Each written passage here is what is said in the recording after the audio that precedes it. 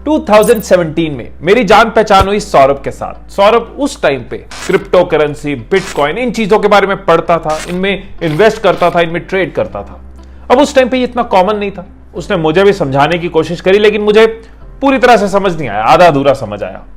अब जब कोई चीज कॉमन होना शुरू हो जाती है ना, तो वो इंटरेस्टिंग लगना शुरू हो जाती है। तो मैंने भी इसके बारे में पढ़ना शुरू किया, इस फ्यूचर के रेवोल्यूशन, फ्यूचर की क्रांति, ब्लॉकचेन टेक्नोलॉजी को समझना शुरू किया, peer to peer network, crypto currency, इन चीजों के बारे में जानना शुरू किया। बहुत देर से मन था कि इस चीज के ऊपर वीडियो बनाऊं, लेकिन पहले कमेंट्स में इतना इसके बारे में क्वेश्चन नहीं था। लेकिन रिसेंटली कमेंट्स में कई सारे क्वेश्चंस आ रहे हैं क्रिप्टो करेंसी को लेके, और नॉलेज पार्टनर्स भी अप्रोच कर रहे हैं। अब क्योंकि ये पॉपुलर हो रहा है, हर कोई इसको समझना चाह रहा है, तो आज की इस वीडियो में बहुत ही सिंपल तरीके से, ऐसे तरीके से कि एक छोटा बच्चा भी समझ जाए, आपको बताने वाला हूं क्या होता है ये, क्या है ब्लॉकचेन जो फ्यूचर का रेवोल्यूशन, क्या है क्रिप्टो करेंसीज, कैसे ये काम करती हैं, इनकी प्राइसेस ऊपर नीचे क्यों होती हैं, माइनर क्या है, माइनिंग क्या है, पीयर टू पीयर नेटवर्क क्या है, इंडिया में ये कितना लीगल है, इसमें ट्रेड और इन्वेस्ट कैसे करना है, हर चीज आपको इस वीडियो के एंड तक क्लियर होगी। और साथ ही आपको 100 रुपीज बिटकॉइन भी मिल सकता है। सो कीप वॉचिंग और अब समझना शुरू करते हैं। तो समझना शुरू करते हैं बहुत ही सिंपल सी स्टोरी के साथ। दो दोस्त हैं, राज और बजाज। राज ने बजाज से 10 रुपए का काम करवाया और उसको 10 रुपए देने की जगह उसको बोला कि मैं तेरे को एक 10 रुपए की टॉफी दे देता हूं। अब राज और बजाज ने सोचा कि चीजें सिंपल रहे, हिसाब आसान रहे, जमाना डिजिटल है, कल को हम दूर होंगे, जरूरी नहीं हमेशा पास हो, तो हम इस टॉफी को डिजिटल कर लेते हैं, एक डिजिटल टॉफी बना लेते हैं। Digital toffee? अब टॉफी की डिजिटल वर्जन तो बना लेंगे, लेकिन यहां पे एक प्रॉब्लम है कि ये डिजिटल है, इसको कोई भी कॉपी पेस्ट कर सकता है, इसको कोई भी मल्टीप्लाई कर सकता है, ईमेल में अटैच करके कई लोगों को भेज सकता है, 1 के 100 बना सकता है। अब इसका भी सोल्यूशन हो सकता है कि जैसे राज ने बजाज को एक डिजिटल टॉफी दी, तो इसको एक कंप्यूटर में डॉक्यूमेंट में नोट कर लिया जाए कि राज ने बजाज को एक टॉफी दी है, लिख दिया। इस हिसाब रखने वाले डॉक्यूमेंट को कहते हैं लेजर। अब ये जो लेजर है वो कोई एक जना मेंटेन कर रहा है, और वो चाहे तो गड़बड़ कर सकता है, वो 1 का 10 लिख सकता है, वो कुछ भी कर सकता है। तो यहां पे एक रेवोल्यूशनरी सॉल्यूशन है, यहीं पे आती है वो क्रांति कि व्हाट इफ, क्या अगर ये लेजर हर कंप्यूटर में स्टोर हो रहा हो, हर कंप्यूटर में हिसाबों के टोटल डिजिटल टॉफीज कितनी हैं, राज के पास कितनी है, राज ने बजाज को एक टॉफी दी, अब बजाज के पास कितनी टॉफीज हैं, अगर ये हिसाब हर कंप्यूटर में हो रहा होगा, तो कोई एक जाना अगर गड़बड़ करने की कोशिश करेगा, वो सारे कंप्यूटर से मिसमैच होगा और वो पकड़ा जाएगा। अब ये राज और बजाज की एग्जाम्पल को लेते हुए हम सारे कॉन्सेप्ट्स को आसानी से समझते जाएंगे। सबसे पहले बात करते हैं क्रिप्टो करेंसी की। ये जो डिजिटल टॉफीज थी जो उन्होंने आपस में एक्सचेंज करी, ये एक तरह की क्रिप्टो करेंसी है। क्रिप्टो मतलब सीक्रेट, करेंसी मतलब गुड्स और सर्विसेज खरीदने का जो मीडियम है, जो जरिया है। तो एक सीक्रेट करेंसी, एक प्राइवेट करेंसी। आपने कई तरह के क्रिप्टो करेंसीज के नाम सुने भी होंगे, जैसे कि बिटकॉइन, रिपल, एथर, डोजकॉइन। और ये जो पब्लिक लेजर है ना, जिसको कई सारे कंप्यूटर्स मेंटेन कर रहे हैं, कितने लोग मिलकर उसको मेंटेन कर रहे हैं, ये है पीयर टू पीयर नेटवर्क, यानी पर्सन टू पर्सन नेटवर्क। कई सारे लोग कंप्यूटर्स मिलकर उस लेजर को मेंटेन कर रहे हैं, कोई एक का नहीं है, वो अनेक का लेजर है। और ये कैसे मेंटेन होता है, उसके पीछे है ये रेवोल्यूशनरी टेक्नोलॉजी जिसको कहते हैं ब्लॉकचेन। ब्लॉकचेन 2 वर्ड से जुड़ के बना है, ब्लॉक और चेन, ब्लॉक्स की चेन। जैसे ट्रेन में कई डिब्बे होते हैं, एक डब्बा भर गया, अब दूसरा डब्बा लगा दिया, वो भी भर गया, अब अगला डब्बा लगा दिया। इसी तरह से ये ब्लॉकचेन काम करता है। एक ब्लॉक में ट्रांजैक्शंस भर गई, अब अगला ब्लॉक उसके साथ जुड़ जाता है, उसमें ट्रांजैक्शंस बढ़ गई, अब उसका अगला ब्लॉक जुड़ जाता है। और हर ब्लॉक में जो ट्रांजैक्शन शुरू होती है वो पिछले ब्लॉक की ट्रांजैक्शन के साथ जुड़ी होती है। मतलब सारी ट्रांजैक्शंस आपस में कनेक्टेड हैं, हर ब्लॉक चेन की फॉर्म में एक दूसरे से कनेक्टेड है। ये ब्लॉकचेन सिर्फ एक कंप्यूटर में नहीं, बल्कि कई सारे कंप्यूटर्स में पूरी ट्रांसपेरेंसी के साथ अवेलेबल होता है। ऐसे में अगर कोई चीट करना चाहे, कोई फ्रॉड करना चाहे, तो वो ट्रैक हो जाता है। अब मान लेते हैं कि राज और बजाज दोनों के पास क्रिप्टो करेंसीज है। राज के पास 2 बिटकॉइन है, उसने 1 बिटकॉइन बजाज को दिया। अब ये सारे कंप्यूटर्स काम पे लग जाते हैं, फटाफट से चेक करने लग जाते हैं कि क्या राज के पास सच में 2 बिटकॉइन है। उसकी सारी पुरानी ट्रांजैक्शंस के हिसाब से उसके पास 2 बिटकॉइन ही है। अब उसने बजाज को 1 बिटकॉइन दे दिया तो उसके पास 1 रह गया है। बजाज के पास कितने थे पूरा चेक हुआ और बजाज के 1 बिटकॉइन ऐड हो गया। ये सारी ट्रांजैक्शंस एक्यूरेसी के साथ विद इन फ्यू सेकेंड्स होती है और ट्रांजैक्शन कंप्लीट हो जाती है। यही है ये टेक्नोलॉजी ब्लॉकचेन। सो जो भी लोग इस पब्लिक लेजर को मेंटेन कर रहे हैं, इसकी रिस्पॉन्सिबिलिटी ले रहे हैं, उनको कहते हैं माइनर्स। और इस प्रोसेस को, ट्रांजैक्शंस को मेंटेन करना, वैलिडेट करना, इसको कहते हैं माइनिंग। ये किसी को बैठ के नहीं करना होता, ये सब सिस्टम जनरेटेड होता है, ये सब ऑटोमेटिक होता है। लेकिन यस, इसके लिए स्पेशल कंप्यूटर्स लगते हैं, स्पेशल सॉफ्टवेयर लगते हैं। और इस प्रोसेस में, माइनिंग में जो टाइम इन्वॉल्व हो रहा है, जो पैसा इन्वॉल्व हो रहा है, इसके बदले में माइनर्स को उसी करेंसी में कुछ रिवॉर्ड मिलता है। अब आप कहोगे ठीक है, ये तो समझ आया कि क्रिप्टो करेंसी एक प्राइवेट डिजिटल करेंसी है जिसमें जो भी ट्रांजैक्शंस होती हैं वो एक तरह के पब्लिक लेजर में रिकॉर्ड होती है, कई सारे सिस्टम्स में ब्लॉकचेन के साथ मेंटेन होती हैं। ये क्लियर हो गया। माइनर है जो उसको रिकॉर्ड कर रहा है, जिसके सिस्टम्स इसको रिकॉर्ड कर रहे हैं। माइनिंग क्लियर हो गया। अब यहां पे एक सवाल आएगा कि मेरे पास कितना पैसा है वो हर सिस्टम में मेंटेन हो रहा है, तो यहां तो कोई प्राइवेसी नहीं है, हर किसी को पता है किसके पास कितना पैसा है, कौन क्या लेके बैठा है, तो दिस इज नॉट राइट। अब यहीं पे आता है क्रिप्टो करेंसी का एक स्ट्रॉन्ग पिलर, ड्रम बजाओ, और वो है क्रिप्टोग्राफी। क्रिप्टोग्राफी मतलब सब कुछ कोडेड है। उस सिस्टम के अंदर हिम ईशमदान नहीं है, उसका कुछ कोड बनता है, जैसे कि B2 के BG, बिट्टू के बीजी नहीं, मतलब ये कोड हो सकता है B2 के BG। और यही एक बहुत बड़ा कारण है क्रिप्टो करेंसी की शुरुआत का और क्रिप्टो करेंसी की बढ़ती पॉपुलैरिटी का। क्योंकि कुछ लोगों को यह प्रॉब्लम थी कि जब पैसे हमारे हैं तो इसका कंट्रोल दूसरों के हाथ में क्यों हो, बैंक्स के हाथ में क्यों हो, अथॉरिटीज के हाथ में क्यों, एजेंसीज के हाथ में क्यों।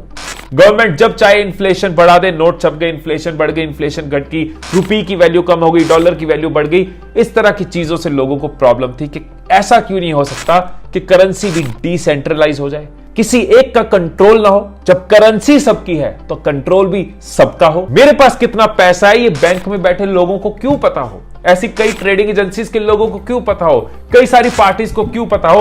अब पॉइंट ये है कि जब कोई एक बॉडी इसको कंट्रोल नहीं कर रही, जब इस पे सबका कंट्रोल है, तो इसकी प्राइस कैसे डिसाइड होती है। फिर ये कैसे सुनने में आता है कि बिटकॉइन का रेट बढ़ गया, बिटकॉइन का रेट घट गया। तो यहां पे मैं आपको बता दूं कि हर क्रिप्टो करेंसी में ये पहले से डिफाइंड होता है कि टोटल कितने कॉइन्स प्रोड्यूस होंगे। और जब कोई चीज फिक्स्ड होती है, जब कोई चीज लिमिटेड होती है, तो उसकी जो कॉस्ट है वो डिपेंड करता है कि उसकी कितनी डिमांड है। एग्जांपल देता हूं कि एक जमीन का टुकड़ा है, वो एक फिक्स्ड जमीन है, वो एक लिमिटेड है, राइट। अब जब उस जमीन को खरीदने वाले ज्यादा होंगे, बहुत सारे लोग उस जमीन को खरीदना चाह रहे हैं, तो उसकी प्राइस बढ़ जाएगी। अब वो जमीन को कम लोग खरीदना चाह रहे हैं, उसकी पॉपुलैरिटी इतनी नहीं, उसकी नीड इतनी नहीं लग रही, तो उसकी प्राइस घट जाएगी। इसी तरीके से ये क्रिप्टो करेंसीज में किसी करेंसी की जब डिमांड नजर आ रही होती है, यूजेज नजर आ रही होती है, उसकी प्राइस बढ़ जाती है। जब ज्यादा लोग उसको खरीदना चाह रहे होते हैं, उसकी प्राइस बढ़ जाती है, और ऑपोजिट केस में प्राइस घट जाती है। तो बिटकॉइंस की सप्लाई भी लिमिटेड 21 मिलियन, तो इसकी डिमांड बढ़ने से और घटने से इसकी प्राइस चेंज होती है। 2010 में बिटकॉइन था 20 रुपीज का, बीच में यह चला गया था 44-45 लाख रुपीज तक। आज की डेट में यह अप्रोक्सीमेटली 30 लाख रुपीज पे।